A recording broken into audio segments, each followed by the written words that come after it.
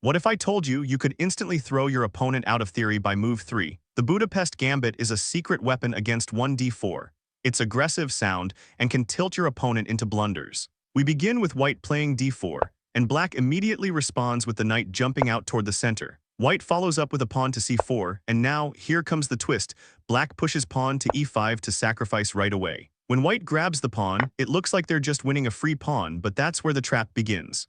Black leaps forward to g4 with the knight, instantly pressuring that central pawn and putting white on the back foot. Here white has 4 options: knight to f3, bishop to f4, queen to d4, and the e4 pawn push. Let's first cover the knight to f3 line since it's by far the most common move in online chess. Now black brings out the dark squared bishop aggressively, targeting the soft spot near white's king and creating early threats. Now white is forced to play e3 to keep the kingside safe. Black then develops the other knight, not to a passive square but straight into the fight, maintaining pressure and bringing more pieces into the game. White continues developing, placing the bishop defensively in front of the king. Now black finally captures the pawn that was originally sacrificed. The board is wide open, and black is catching up in development fast with active pieces. White decides to trade knights in the center. Black takes back with knight, placing it on a forward central square, gaining space and keeping initiative. White castles, hopping to escape the pressure, but black responds immediately by doing the same, keeping the king safe and opening up chances to strike down the center. White continues calmly, developing the queen's knight toward the center. Black answers by placing a rook on the semi-open e-file, preparing for tactics and adding pressure on the long diagonal. White now plays b3, trying to activate the dark squared bishop, and black plays a sneaky pawn move on the edge. It looks quiet, but it controls a key square and sets up rook activity on the flank. As expected, white finishes their development with the bishop fianchettoed on the long diagonal. Now black slides the rook up and over, preparing a potential h6 or d6. This rook is surprisingly flexible here. Now we have ideas like d6 and queen to h4 to start an attack on the king side. So what if white plays bishop to f4, trying to hold onto the pawn with development? Here we just play knight to c6 into the game, developing quickly and keeping the pressure up. White continues development with their kingside knight, but black doesn't hesitate. Out comes the bishop with a check. White blocks with the knight, trying to stay solid, but black plays a queen move now, placing it directly on the king's file. It looks like just a developing move, but it's actually a deadly trap being set.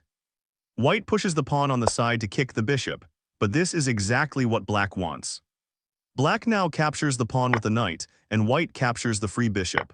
But when they do, it's already over. Black's other knight jumps deep into enemy territory. It lands next to white's king, protected by the queen, and that's checkmate. Just 8 moves into the game. This is not just a cheap trick. It's a punishment for neglecting development and underestimating the Budapest Gambit. Let's go over the queen to d4 variation. This might look scary, but I really think this is just a mistake by white. We just play d6.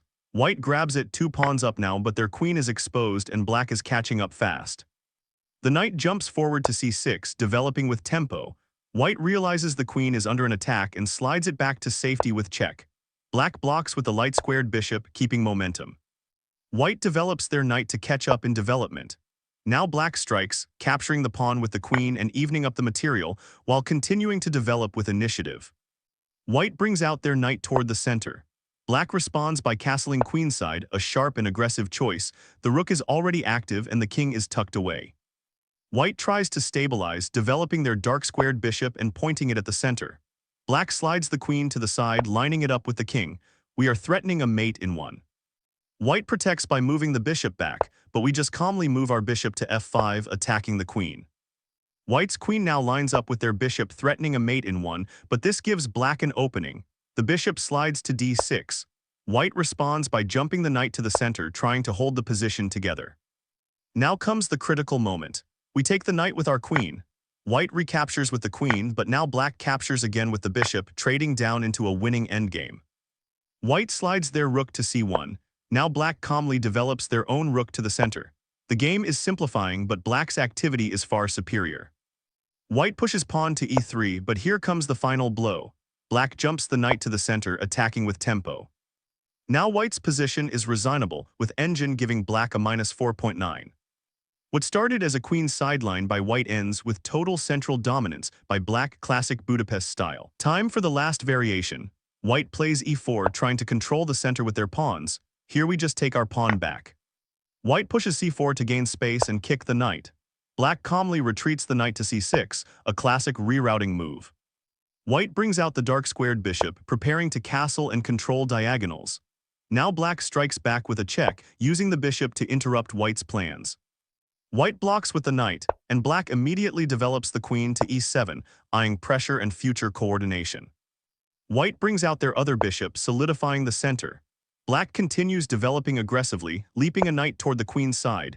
Notice how fast these pieces are jumping out. Black is ready for action. White plays queen to e2 to prepare castling long, and black brings the other knight closer to the action, tightening the grip. Now white castles queenside, a brave choice. The game is about to explode.